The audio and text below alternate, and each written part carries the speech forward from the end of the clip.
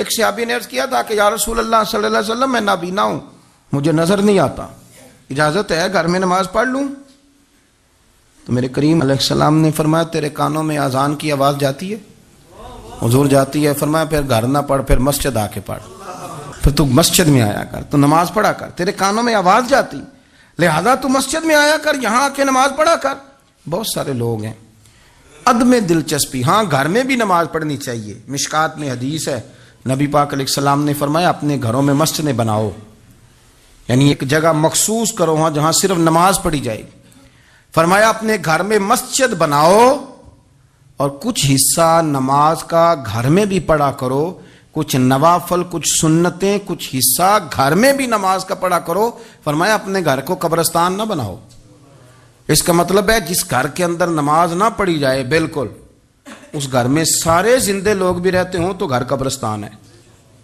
یہ حضور کا فرمان ہے کہ سارے لوگ زندے ہیں، ہنستے ہیں، بستے ہیں، کھیلتے ہیں، اٹھتے ہیں، پر 2 رکعتیں نماز نہیں پڑھی جاتی، وہ قبرستان ہے۔ حضور نے فرمایا قبرستان ہے۔ جتنی مرضی ٹائلیں لگی ہوئی ہوں، ہر کمرے میں اے سی ہو، بڑا شاندار باتھ روم ہو، ساری سہولتیں ہوں، اگر گھر والے گھر میں کچھ نماز نہیں پڑھتے، خواتین نہیں پڑھتی، مرد کچھ نفل نہیں پڑھتے، وہ قبرستان ہے۔ اور جس گھر میں کوئی اٹھ کے سویرے تہجد کا وضو کرتا ہے، وہ مردوں کا گھر نہیں، وہ تو زندوں کا گھر ہے۔ بچوں کو تکلیف تو ہوتی ہے جب سویرے بوڑھے اٹھ کے تہجد کا وضو کرتے ہیں، کیونکہ ان کے سونے کا ٹائم ہی وہ ہوتا ہے جب بابے اٹھ جاتے ہیں۔ بابا جی سویرے اٹھ کے وضو کر رہے ہوتے ہیں تو بچہ تنگ ہوتا ہے، دیکھو جی مطلب چونکہ اس نے تو سونا ہی اس وقت ہے جب دنیا کے جاگنے کا وقت ہے، لیکن اس کو پتہ نہیں کہ تیرے گھر میں کوئی تہجد کا وضو کرتا ہے تو رب راضی کتنا ہوتا ہے۔ ہو سکتا ہے تیری بھی بڑی خطائیں اس کی وجہ سے معاف ہو جاتی ہیں۔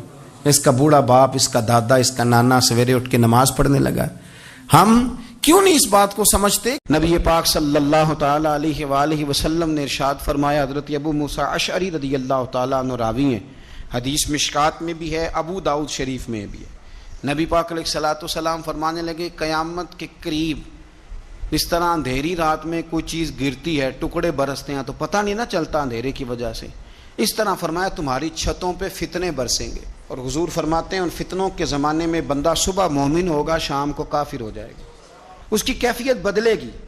اور حضور علیہ السلام فرمانے لگے اس زمانے میں جو آدمی چل رہا ہوگا نا، اس سے وہ بندہ بہتر ہوگا جو بیٹھا ہوا ہے۔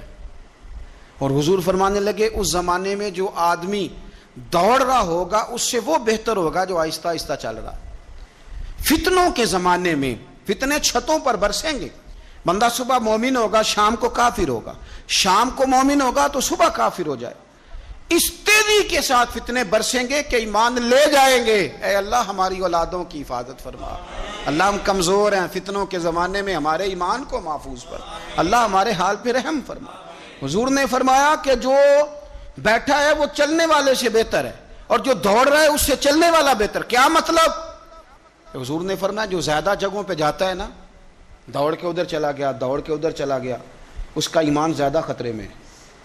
اور جو بیٹھا ہے ایک جگہ جم کے بیٹھا ہے، سکون سے بیٹھا ہے، آج بیماری نہیں لگ گئی، لوگ کہتے ہیں میں نے اس کی بھی تقریر سنی، پھر میں نے اس کی بھی سنی، پھر میں ادھر بھی گیا، الجھ گئے، ختم ہو گئی بات۔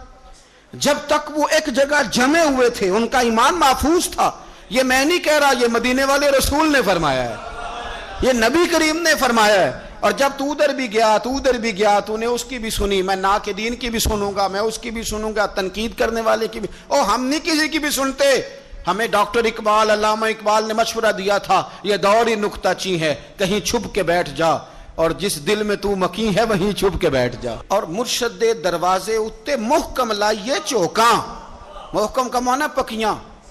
میاں صاحب کہتے ہیں مرشد دے دروازے اتے محکم لائیے چوکاں، ایویں نویں نویں نہ یار بنائیے وانگ کمینے لوکاں۔ یہ تو کبھی ادھر نکل جاتا ہے، کبھی ادھر نکل جاتا ہے، تیرا ٹھکانہ ہی کوئی نہیں۔ تجھے تیرے رسول کریم نے فرمایا ہے اگر بچنا ہے تو کہیں جم کے بیٹھ جا۔ میاں صاحب کہا کرتے تھے در مرشد دا چھوڑی نہیں۔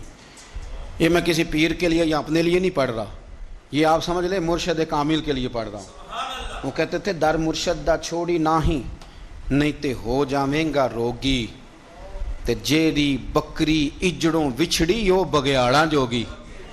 بڑے بڑے بگیاڑ بیٹھے، بڑے بڑی لمبی چوڑی حدیثیں سنا کے باتیں، بڑے بڑے بگیاڑ، تو کسی کے قابو آ جائے گا، تیرے اندر طاقت نہیں بچنے کی، تو بس کر، یہ دور نکتہ چی ہے، تو کہیں چھپ کے بیٹھ جا۔